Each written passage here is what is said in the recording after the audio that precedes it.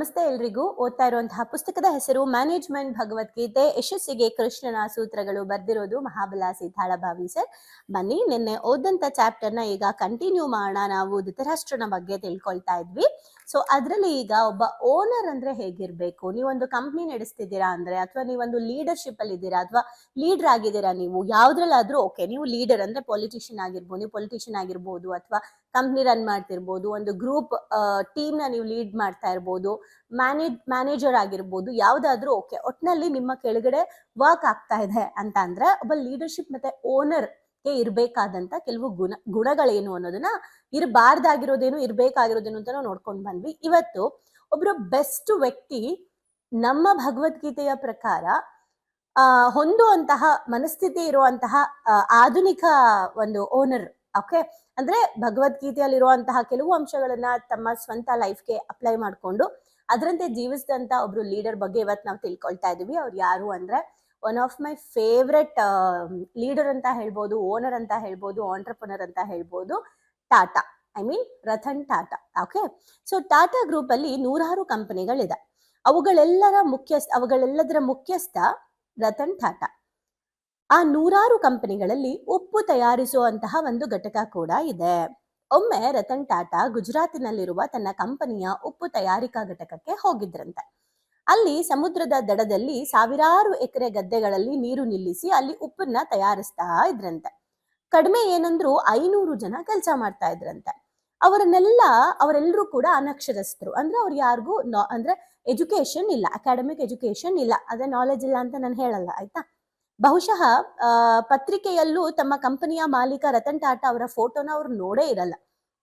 ಅಂದ್ರೆ ಅವರೆಲ್ಲ ಯಾವ ಲೆವೆಲ್ ಅಂದ್ರೆ, ಈವನ್ ನಮ್ಮ ಓನರ್ ಯಾರು ಅಂತಾನು ಅವ್ರಿಗೆ ಗೊತ್ತಿಲ್ಲ. ಅವತ್ತು ಒಂದಿನ ಟಾಟಾ ಅವರು ತುಂಬಾ ಬಿಸಿಲಿತ್ತಂತೆ, ಆದ್ರೂ ಸಹ ಒಂದು ಕ್ಯಾಪ್ ಹಾಕೊಂಡು ಇಡೀ ಉಪ್ಪಿನ ಘಟಕವನ್ನ ನೋಡ್ಕೊಂಬರೋಣ ಅಂತ ಹೇಳಿ ಪ್ರವಾಸ ಮಾಡಕ್ ಶುರು ಮಾಡಿದ್ರಂತೆ. ಅಲ್ಲಲ್ಲಿ ಕೆಲವ್ರನ್ನ ಮಾತಾಡಿಸ್ತಾ ಇದ್ರಂತೆ. ಹರಳುಗಟ್ಟಿದ ಉಪ್ಪುಗಳನ್ನ ಪೊರಕೆಯಲ್ಲಿ ಗುಡಿಸ್ತಾ ಇದ್ದವ್ರನ್ನೆಲ್ಲ ಮಾತಾಡಿಸ್ತಾ ಇದ್ರಂತೆ. ಹಾಗೆ ಮಾತಾಡ್ಸಿದ್ರಂತೆ. ಒಬ್ಬ ಕೆಲ್ಸಗಾರ ಅಂದ್ರೆ ಆತರ ಮಾತಾಡ್ಸ್ಕೊಂಡ್ ಬರ್ತಾ ಇದ್ರಂತೆ. ಒಬ್ಬ ಕೆಲ್ಸ ಏನು ಉಪ್ಪು ಗಡ್ಡೆ ಇರುತ್ತಲ್ಲ, ಅದನ್ನೆಲ್ಲ ಹೊಡೆದ್ಬಿಟ್ಟು ಪುಡಿ ಮಾಡಿ ಅದನ್ನ ಒಂದ್ ಕಡೆಗೆ ಕೂಡಿಡ್ತಾ ಇದ್ದಂತ ಒಬ್ರು ಕೆಲ್ಸಗಾರ ಅವರೇ ಬಂದ್ ಮಾತಾಡ್ಸಿದ್ರಂತೆ. ಏನ್ ಸ್ವಾಮಿ, ಯಾರು ನೀವು ಅಂತ ಕೇಳಿದ್ರಂತೆ ಓನರ್ನ. ಅವರು ಟಾಟಾ ಅಂತ ಹೇಳಿದ್ರಂತೆ. ಅದಕ್ಕೆ ಇಲ್ಲೇನ್ ಮಾಡ್ತಿದ್ದೀರಾ ಅಂತ ಕೇಳಿದ್ರಂತೆ. ಸುಮ್ನೆ ನೋಡ್ತಾ ಇದೀನಪ್ಪ ಅಂದ್ರಂತೆ. ಉಪ್ಪು ಮಾಡೋದು ಹೆಂಗೆ ಅಂತ ನೋಡ್ತಾ ಇದ್ದೀರಾ ಅಂತ ಕೇಳಿದ್ರಂತೆ. ಹೌದು ಅಂತ ಹೇಳಿದ್ರಂತೆ ಟಾಟಾ. ಆವಾಗ ಕೆಲಸ ಮಾಡೋರು ಹೇಳಿದ್ರಂತೆ, ಇಲ್ಲೇನ್ ನೋಡ್ತೀರಾ ಸ್ವಾಮಿ, ಅಲ್ಲಿ ಇನ್ನೊಂದು ಕಂಪನಿ ಗದ್ದೆ ಇದೆ, ಅಲ್ಲೊಂದು ಇನ್ನೊಂದು ಕಂಪನಿ ಇದೆ, ಆ ಗದ್ದೆನ ನೀವು ನೋಡಿ ಅಂತ ಹೇಳಿದ್ರಂತೆ. ತಕ್ಷಣ ರತನ್ ಟಾಟಾ ಯಾಕೆ ಆ ಗದ್ದೆ ಕಂಪ್ನಿ ಆ ಕಂಪ್ನಿ ಗದ್ದೆ ಇದನ್ನ ನೋಡ್ಬೇಕು ಅಂತ. ಆಗ ಅವ್ರು ಹೇಳಿದ್ರಂತೆ, ನಮ್ ಕಂಪ್ನಿಯವ್ರಿಗೆ ತಲೆ ಇಲ್ಲ ಸರ್, ಇನ್ನು ಹಳೆ ಕಾಲದಲ್ಲೇ ಇದ್ದಾರೆ. ಹಿಂಗೆ ಯಾರಾದ್ರೂ ಪೊರ್ಕೆಯಲ್ಲಿ ಉಪ್ಪನ್ನ ಪುಡಿ ಮಾಡಿ ಅದನ್ನ ಒಟ್ಟು ಮಾಡ್ತಾ ಹೋದ್ರೆ ಎಷ್ಟು ಟೈಮ್ ವೇಸ್ಟ್ ಸರ್. ಅದಕ್ಕೆ ಅಂತಾನೆ ಇವತ್ತು ಮಿಷಿನ್ಗಳು ಬಂದಿದೆ, ಎಷ್ಟು ಬೇಗ ಕೆಲಸ ಮಾಡಿ ಮುಗಿಸುತ್ತೆ ಗೊತ್ತಾ. ರೇಟು ಏನ್ ಅಷ್ಟೊಂದೇನ್ ಜಾಸ್ತಿ ಇಲ್ಲ. ನಮ್ಮ ಮ್ಯಾನೇಜರು ತುಂಬಾನೇ ಜಿಪ್ನ ಇದ್ದಾರೆ. 3 ವರ್ಷ ಆಯ್ತು ಸರ್ ಆ ಮಿಷಿನ್ ಬಂದು, ಒಂದನ್ನು ಕೂಡ ತರ್ಸಿಲ್ಲ. ಬಹಳಷ್ಟು ಬಾರಿ ನಾವುಗಳು ಹೇಳಿದೀವಿ ಅದು ಬೇಗ ಕೆಲಸ ಮಾಡತ್ತೆ ತರ್ಸಿದ್ರೆ ಅಂತ, ಆದ್ರೂ ಅವರು ಅದನ್ನ ತರ್ಸಿಲ್ಲ. ಅವನು ಹೇಳ್ದಂತೆ ಅವಾಗ ರತನ್ ಟಾಟಾ ಅವರು ಹೌದಾ ಸರಿ ಅನ್ಬಿಟ್ಟು ಪಕ್ಕದ ಗದ್ದೆ ಹತ್ರ ಹೋದ್ರಂತೆ. ಆಗ ಅಲ್ಲಿ ಉಪ್ಪಿನ ಗದ್ದೆಗೆ ಹೋಗಿ ನೋಡಿದ್ರೆ ಮಿಷಿನ್ ನಿಜಕ್ಕೂ ಚೆನ್ನಾಗಿ ಕೆಲಸ ಮಾಡ್ತಿತ್ತಂತೆ. ಅವತ್ತೇ ಟಾಟಾ ಯಾವತ್ ಅದನ್ನ ನೋಡಿದ್ರು ಅವತ್ತೇ ಟಾಟಾ ಆ ಘಟಕದ ಮ್ಯಾನೇಜರ್ನ ಕರೆಸ್ಬಿಟ್ಟು ಅವ್ರನ್ನ ಕೆಲ್ಸದಿಂದ ತೆಗ್ದಾಕ್ಸ್ಬಿಟ್ಟು ಹೊಸ ಒಬ್ರು ಮ್ಯಾನೇಜರ್ನ ಕರ್ಸಿ ಜೊತೆಗೆ ಮಿಷಿನ್ ಕೂಡ ಕರ್ಸಿದ್ರಂತೆ, ಆಯ್ತಾ. ಲಾಭ ಹೆಚ್ಚಾಗಕ್ಕೆ ಸ್ಟಾರ್ಟ್ ಆಯ್ತಂತೆ, ಬೇಗ ಕೆಲಸ ಆಗಕ್ಕೆ ಶುರು ಆಯ್ತಂತೆ. ಅದಕ್ಕೆ ರತನ್ ಟಾಟಾ ಏನ್ ಹೇಳ್ತಾರೆ ಅಂದ್ರೆ, ಯಾರು ಫೀಲ್ಡ್ ಅಲ್ಲಿ ಕೆಲಸ ಮಾಡ್ತಿರ್ತಾರಲ್ಲ, ಒಬ್ಬ ಓನರ್ ಆಗಿ ನಾನು ನಿರ್ಧಾರ ಮಾಡೋದು ಕಂಪನಿಗಳ ನಮ್ಮ ಒಂದು ಮೆಂಟಾಲಿಟಿ ಮತ್ತೆ ನಮ್ಮ ಒಂದು ಆಧಾರದ ಮೇಲೆ. ಅಂದ್ರೆ ನಮ್ಮ ಮೈಂಡ್ ಸೆಟ್ ಹೇಗಿರುತ್ತೆ, ದೊಡ್ಡ ದೊಡ್ಡ ಕಂಪ್ನಿಗಳ ಓಡಾಟಗಳು ಆಗಿರ್ಬೋದು, ಅವ್ರ ಜೊತೆ ಕಾಂಪಿಟೇಷನ್ ಆಗಿರ್ಬೋದು, ಆ ರೀತಿ ನಾವು ಯೋಚನೆ ಮಾಡ್ತಿರ್ತೀವಿ. ಆದ್ರೆ ನಮ್ಮ ಕಂಪನಿಯಲ್ಲಿ ಯಾರು ಫೀಲ್ಡ್ ಅಂದ್ರೆ ಮೂಲವಾಗಿ ವರ್ಕ್ ಮಾಡ್ತಾ ಇರ್ತಾರೆ ಕೆಳಗಡೆ, ಅವ್ರನ್ನ ನಾವು ಆಕ್ಚುಲಿ ಮಾತಾಡಿಸ್ಬೇಕು. ಅವಾಗ ನಮಗೆ ಗೊತ್ತಾಗುತ್ತೆ ನಿಜವಾಗ್ಲೂ ನಾವೇನ್ ಇಂಪ್ರೂವ್ ಮಾಡ್ಕೋಬೇಕು ಅಂತ. ಹಾಗಾಗಿ ಅದನ್ನ ಕೇಳದೆ ಇರುವಂತಹ ಮ್ಯಾನೇಜರ್ ನಮ್ಮ ಕಂಪ್ನಿಲಿ ಇದ್ದಾರೆ ಅಂತಂದ್ರೆ ಅದು ವೇಸ್ಟ್ ಅಂತ ಹೇಳಿ ಅವ್ರನ್ನ ಚೇಂಜ್ ಮಾಡಿ ಅಂದ್ರೆ ಒಬ್ಬ ಕಂಪನಿಯ ಓನರು ಯಾರು ಸಜೆಷನ್ ಕೊಡ್ತಾರೆ ಅನ್ನೋದು ಮ್ಯಾಟ್ರ್ ಅಲ್ಲ, ಅದರಿಂದ ಏನ್ ಬೆನಿಫಿಟ್ ಆಗುತ್ತೆ ನಮ್ಮ ಕಂಪನಿಗೆ ಅಂತ ಯೋಚನೆ ಮಾಡುವಂತಹ ಶಕ್ತಿ ಒಬ್ಬ ಮನುಷ್ಯನಿಗೆ ಅಂದ್ರೆ ಒಬ್ಬ ಓನರ್ ಆದವರಿಗೆ ಇರಬೇಕು ಅನ್ನೋದಕ್ಕೆ ಒಂದು best of the best example Ratan Tata ಅವರು. ಯಾಕೆ ಅಂತ ಅಂದ್ರೆ ಈಗ ನಾವ್ ಅನ್ಕೊಳ್ತೀವಿ ಇವ್ನ್ಗೆ ಏನ್ ಗೊತ್ತು, ಅವ್ನೇನ್ ಮಾಡ್ಬಿಟ್ಟ, ಏನ್ ಬಂದ್ 1 ತಿಂಗಳಾಗಿದೆ, ಇವ್ನ್ ಬುದ್ಧಿ ಹೇಳ್ತಾನೆ, ಇವ್ನ್ ಮಾತ್ ಕೇಳ್ಬೇಕಾ, ಏನ್ ಎಕ್ಸ್ಪೀರಿಯನ್ಸ್ ಆಗಿದೆ. ಅಲ್ಲ, ನಾವು ಅವ್ರು ಹೇಳುವಂತಹ ಐಡಿಯಾ, ಅವ್ರು ಯಾರು, ಏನ್ ಓದಿದ್ದಾರೆ, ಇದನ್ನ ಏನು ನೋಡ್ದೆ ಅದರಿಂದ ನಮ್ಗೆ ಏನಾದ್ರು ಬೆನಿಫಿಟ್ ಇದೆಯಾ, ಅವ್ನು ಹೇಳ್ತಿರೋ ಮಾತಲ್ಲಿ ಏನಾದ್ರು ಮೀನಿಂಗ್ ಇದೆಯಾ, ಇದನ್ನ ನಾವು ಅಳವಡಿಸ್ಕೋಬೋದಾ ಅಂತ ಯೋಚನೆ ಮಾಡೋನೆ ನಿಜವಾದ ಓನರ್. ಸುಮ್ನೆ ಮ್ಯಾನೇಜರ್ ಹೇಳಿದನ್ನ ಕೇಳ್ಕೊಂಡು ಹೋಗೋದಲ್ಲ, ರೂಟ್ಗೆ ಇಳಿದು ಚೆಕ್ ಮಾಡ್ಬೇಕು, ಫೀಲ್ಡ್ಗೆ ಇಳಿದು ಚೆಕ್ ಮಾಡ್ಬೇಕು. ಅದೇ ನಿಜವಾದ ಓನರ್ಶಿಪ್.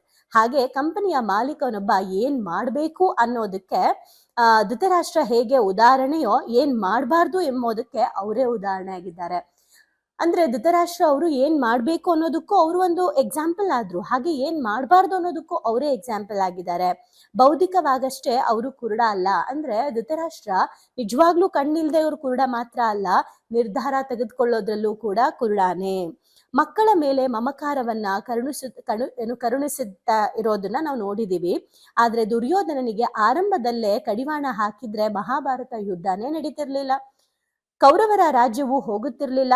ಪಾಂಡವರಿಗೆ ಅವರು ಕೇಳಿದಂತೆ 5 ಹಳ್ಳಿಗಳನ್ನ ಬಿಟ್ಕೊಟ್ಟಿದ್ರೆ ಕೌರವರು ತಮ್ಮ ಪಾಲಿನ ರಾಜ್ಯ ಆಳಿಕೊಂಡು ನೆಮ್ಮದಿಯಿಂದ ಇರ್ಬೋದಿತ್ತು. ಆದ್ರೆ ಯಾವ ಉದ್ಯಮಪತಿಯು ತನ್ನ ವಾಣಿಜ್ಯ ಸಾಮ್ರಾಜ್ಯ ಇಬ್ಬಾಗಗೊಳ್ಳೋದನ್ನ ಅಥವಾ ಅದರಲ್ಲೊಂದು ಪಾಲನ್ನು ಕಳೆದುಕೊಳ್ಳೋದನ್ನ ಇಷ್ಟಪಡೋದಿಲ್ಲ. ಅದನ್ನೇ ಧೃತರಾಷ್ಟ್ರ ಕೂಡ ಮಾಡಿದ್ದು. ಆದರೆ ಅದು ತಪ್ಪು ನಿರ್ಧಾರ ಆಗಿದೆ. ಉದ್ಯಮ ಅಂದ್ರೆ ಸ್ವಾರ್ಥ ಒಂದೇ ಅಲ್ಲ, ಅಲ್ಲಿ ಪರಮಾರ್ಥವೂ ಇದೆ. ಅದು ಮಾಲೀಕನೊಬ್ಬನೇ ಸಂಬಂಧಿಸಿದ್ದಲ್ಲ. ನೋಡಿ, ಉದ್ಯಮ ಅನ್ನೋದು ಸ್ವಾರ್ಥ ಅಲ್ಲ. ನಾವು ಕೆಲವೊಂದ್ ಟೈಮು ಈಗ ಕೌರವರು ಆ 5 ಹಳ್ಳಿನ ಬಿಟ್ಕೊಟ್ಟಿದ್ರೆ ಅವರು ಇನ್ನೂ ಚೆನ್ನಾಗಿರ್ಬೋದಿತ್ತು. 5 ನಮಗೆ ಬೇಕು ಅಂತ ಹೋಗಿದ್ದಕ್ಕೆ ಎಲ್ಲನೂ ಕಳ್ಕೊಂಡ್ರು. ಟೈಮ್ಸ್ ಒಬ್ಬ ಓನರ್ ಆದವನು ಈ ಥರದಕ್ಕೂ ರೆಡಿ ಇರಬೇಕು. ಹಾಗೆ ಕೆಲಸ ಮಾಡೋರು, ಅಲ್ಲಿ ತಯಾರಾಗಿರೋದನ್ನ ಬಳಸುವಂತಹ ಜನರು, ಅವರನ್ನ ಒಳಗೊಂಡಂತ ಸಮಾಜವು ಅದು ನೇರ ಸಂಬಂಧ ಹೊಂದಿದೆ. ಒಂದು ಕಂಪನಿ ಗ್ರೋತ್ ಬರೀ ಕಂಪನಿಯ ಓನರ್ ಕೈಯಲ್ಲಿ ಇರೋದಿಲ್ಲ, ಅಲ್ಲಿ ಬರುವಂತಹ ವ್ಯಕ್ತಿಗಳು, ಕೆಳಗಡೆ ಕೆಲಸ ಮಾಡೋರ್ ಕೈಯಲ್ಲೂ ಇರುತ್ತೆ. ಆದ್ರಿಂದಲೇ ಅನೀತಿಯುತ ವ್ಯವಹಾರಗಳು ಅತಿ ಹೆಚ್ಚು ದಿನ ನಡೆಯೋದಿಲ್ಲ. ಕಾನೂನುಬದ್ಧವಾಗಿ ಯಾರಿಗಾದರೂ ಪಾಲು ಕೊಡ್ಬೇಕು ಅಂತ ಬಂದಾಗ ಕೊಡ್ಲೇಬೇಕು. ಇಲ್ಲವಾದರೆ ಏನಾಗುತ್ತದೆ ಎಂಬುದಕ್ಕೆ ಧೃತರಾಷ್ಟ್ರನು ಅವನ ಮಕ್ಕಳಾದ ಕೌರವನನ್ನ ನೋಡಬಹುದು. ಕಾನೂನು ಹಾಗೂ ನೈತಿಕತೆ ಇವೆರಡನ್ನೂ ಬಿಟ್ಟು ಯಾವ ಸಾಮ್ರಾಜ್ಯವನ್ನು ಆಳಲು ಸಾಧ್ಯವಿಲ್ಲ. ನೈತಿಕತೆ ಪ್ಲಸ್ ಕಾನೂನು ಎರಡೂ ಇರಬೇಕು. ಧೃತರಾಷ್ಟ್ರ ಇದನ್ನ ಅರ್ಥ ಮಾಡ್ಕೊಳ್ಳಿಲ್ಲ. ಭಗವದ್ಗೀತೆಯ ಕೊನೆಯಲ್ಲಿ ಧೃತರಾಷ್ಟ್ರನಿಗೆ ಸಂಜಯ ಹೇಳ್ತಾರೆ, ಎಲ್ಲಿ ಕೃಷ್ಣನಿದ್ದಾನೋ ಅಲ್ಲಿ ಗೆಲುವು ನಿಶ್ಚಿತ. ಇದನ್ನ ಸಂಜಯ ಧೃತರಾಷ್ಟ್ರನಿಗೆ ಹೇಳಿರುವಂತದ್ದು.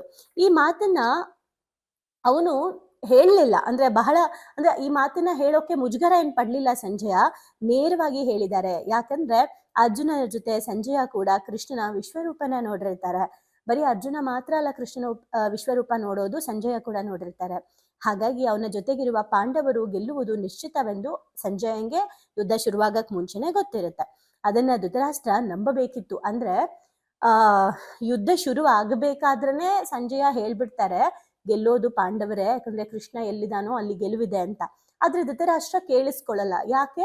ಧೃತರಾಷ್ಟ್ರ ಬರೀ ಕಿವುಡ ಆಗಿರ್ಲಿಲ್ಲ, ಇಂಥ ಒಳ್ಳೊಳ್ಳೆ ವಿಚಾರಗಳಿಗೆ ಕುರುಡ ಆಗಿರ್ಲಿಲ್ಲ, ಇಂಥ ಒಳ್ಳೆ ಸಜೆಷನ್ಸ್ ಗಳನ್ನ ಕೇಳಕ್ ಆಗದೆ ಇರುವಂತಹ ಕಿವುಡ ಕೂಡ ಆಗಿದ್ದ. ಸೊ ಹಾಗಾಗಿ ಅದನ್ನು ಧೃತರಾಷ್ಟ್ರ ನಂಬೇಕಿತ್ತು, ನಂಬಲಿಲ್ಲ. ನಂಬಿಕಸ್ಥರು ಅಂದ್ರೆ ನಾವು ನಂಬಿಕಸ್ಥರು ನೀಡುವ ಸಲಹೆಗಳನ್ನು ಒಪ್ಪದಿದ್ದರೆ ನಷ್ಟ ಆಗೋದು ನಮ್ಗೇನೆ. ಅಂದ್ರೆ ನಂಬಿಕಸ್ಥರು ನೀಡುವ ಸಲಹೆಯನ್ನು ಒಪ್ಪುವುದರಿಂದ ಲಾಭ ಆಗುತ್ತೆ ನಮ್ಗೆ. ನಾವೇನಾದ್ರು ಒಪ್ಪಿದ್ರೆ ಲಾಭ ಆಗುತ್ತೆ, ಒಪ್ಲಿಲ್ಲ ಅಂದ್ರೆ ನಮ್ಗೆ ನಷ್ಟ ಆಗುತ್ತೆ. ಯಾರ ಮಾತು? ನಂಬಿಕಸ್ಥರ ಮಾತು. ಕುರುಕ್ಷೇತ್ರದಿಂದ 18ನೇ ದಿನ ಹಿಂದೆ ಸರಿದ್ರು ಕೌರವರು ಉಳಿದುಕೊಳ್ತಾ ಇದ್ರು. 18ನೇ ದಿನ ಅವ್ರು ವಾಪಸ್ ಹೋಗಿದ್ರು ಕೂಡ ಕೌರವರು ಉಳ್ಕೊಳ್ತಾ ಇದ್ರು. ಆದ್ರೆ ಅದನ್ನ ಮಾಡ್ಲಿಲ್ಲ. ಯಾಕಂದ್ರೆ ಧೃತರಾಷ್ಟ್ರ ಎಂಬ ಮಾಲೀಕ ಅಥವಾ ದುರ್ಯೋಧನ ಅನ್ನುವಂತಹ ಕೌರವರ ಸಿಇಒ ಯಾರಿದ್ರು ಅವ್ರಿಗೆ ಆ ಅವಕಾಶ ಇರಲಿಲ್ಲ. ಅಂದ್ರೆ ಈ ಓವರ್ ಆಲ್ ಕಾನ್ಸೆಪ್ಟ್ ಅಲ್ಲಿ ವಿಷಯದಲ್ಲಿ ನಾವು ಅರ್ಥ ಮಾಡ್ಕೊಬೇಕಾಗಿರೋದು, ಒಬ್ಬ ಓನರ್ ಆದವನು ಅಥವಾ ಟೀಮ್ ಲೀಡರ್ ಆದವನು ಕೆಳಗಡೆನೂ ಹೋಗಿ ಏನ್ ನಡೀತಿದೆ ಅಂತ ನೋಡ್ಬೇಕು, ಕೆಳಗಡೆಯಿಂದ ಕೂಡ ಅಭಿಪ್ರಾಯ ತಗೋಬೇಕು. ನನ್ನ ಪ್ರಕಾರ ಇದನ್ನ ಸ್ಕೂಲಿಗೆ ನಾವು ಹೋಲಿಸ್ಕೊಳ್ತೀವಿ ಅಂದ್ರೆ, ರ್ಯಾಂಕ್ ಸ್ಟೂಡೆಂಟ್ ನ ನೋಡಿ ಸ್ಕೂಲಲ್ಲಿ ಡಿಸೈಡ್ ಮಾಡೋದಲ್ಲ, ಡಲ್ ಸ್ಟೂಡೆಂಟ್ ನ ನೋಡಿ ನಾವು ಸ್ಕೂಲಲ್ಲಿ ಸಿಸ್ಟಮ್ನ ಡಿಸೈಡ್ ಮಾಡ್ಬೇಕಾಗತ್ತೆ. ಅಂದ್ರೆ ಟ್ಯೂಷನ್ ಎಕ್ಸ್ಟ್ರಾ ಹೆಂಗ್ ಬೇಕು ಅದನ್ನ ಚೆನ್ನಾಗಿ ಓದ್ತಿರೋರ್ನ ನೋಡಿ ಡಿಸೈಡ್ ಮಾಡೋದಲ್ಲ. ಅದ್ರಲ್ಲಿ ಯಾರು ಚೆನ್ನಾಗಿ ಓದಲ್ಲ ಅಂಥವ್ರ ಮೇಲೆ ನಾವು ಏನಾದ್ರೂ ಸಿಸ್ಟಮ್ನ ರೆಡಿ ಮಾಡಿದ್ರೆ ಅದು ಎಲ್ರಿಗೂ ಉಪಯೋಗಕ್ಕೆ ಬರುತ್ತೆ. ಹಾಗಾಗಿ ನಾವು ಯಾವುದೇ ಒಂದು ಕೆಲಸ ಮಾಡ್ತಾ ಇರಲಿ, ನಾವು ಅಲ್ಲಿರುವಂತಹ ಮೂಲ ಸಮಸ್ಯೆ ಏನು ಅನ್ನೋದಕ್ಕೆ ಅಲ್ಲಿರುವಂತಹ ಕೆಳಗಡೆ ವರ್ಕ್ ಮಾಡ್ತಿರೋರಿಂದ ಕೂಡ ಐಡಿಯಾ ತಗೋಬೇಕಾಗುತ್ತೆ. ಬರೀ ಮೇಲೆ ತಗೊಳ್ಳೋದಲ್ಲ, ಕೆಳಗಡೆ ಇಂದ ಕೂಡ ನಾವು ವರ್ಕ್ ಮಾಡ್ಬೇಕಾಗುತ್ತೆ. ಫೀಲ್ಡ್ ಆಫೀಸರ್ಸ್ ಅಂತೆಲ್ಲ ಇಟ್ಟಿರ್ತಾರೆ, ಹೊರಗಡೆ ಓಡಾಡ್ಕೊಂಡ್ಬಂದು ಹೇಳಿ ಅಂತ.